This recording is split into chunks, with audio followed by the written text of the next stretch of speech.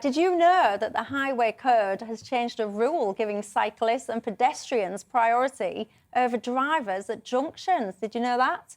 Well, that change will come into force on January the 29th and will create a new hierarchy of responsibility based on the vulnerability of road users.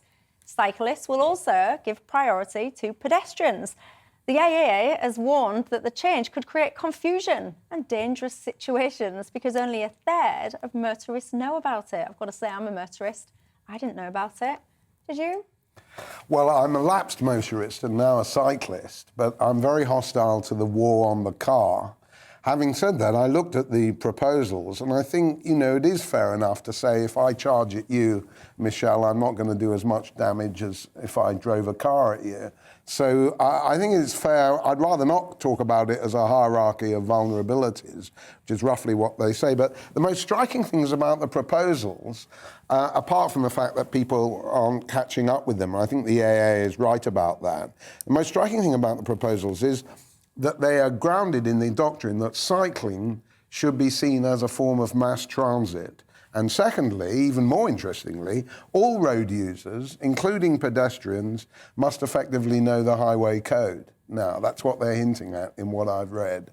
So I can't see cycling being a form of mass transit in this country for many years to come, and I say that as an enthusiastic cyclist. And second of all, I certainly can't see pedestrians knowing the intricacies of the Highway Code every time they stop at a junction in the future. But actually, I don't know my highway code, obviously, because I always thought pedestrians did have priority, and that if I was walking across a small road and a car wanted to turn left into it, that I had priority over it, and I have stopped cars from doing it.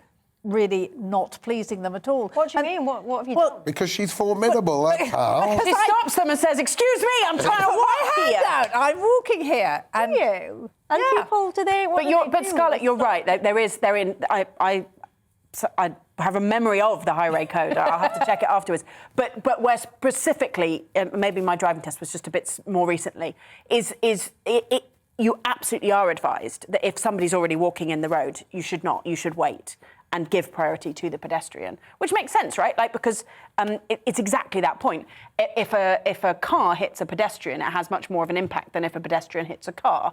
And so you shouldn't just think about, oh, well, it's equal, everyone's to blame. The fact is, if you are driving around several tons of metal, you have to take responsibility for the impact that metal may have on other people. And it's also the case for if you've got a bike and you are, you know, mowing down a kid, then absolutely you must take responsibility for that as the larger road user. And I have to say that as a pedestrian, cyclist and driver, I find most cars are really nice. I often come out of my little road to cross the big Holloway Road, and drivers let me do it. I mean, so actually, I'm not having a war on the car, and I think that most drivers actually they think about it. I mean, particularly, you know, if you're in a traffic jam, you just let people through.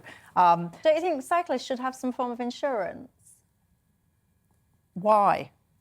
Well, if you've ever driven a car that's been damaged, and I have, by the way, by a cyclist that comes up on the side, scratches your car, and then cycles off, there's no recourse. If I hit something in my car, if I hit another car, for example, that car will be pulling over straight away, taking my details and wanting some cash off me to repair that car.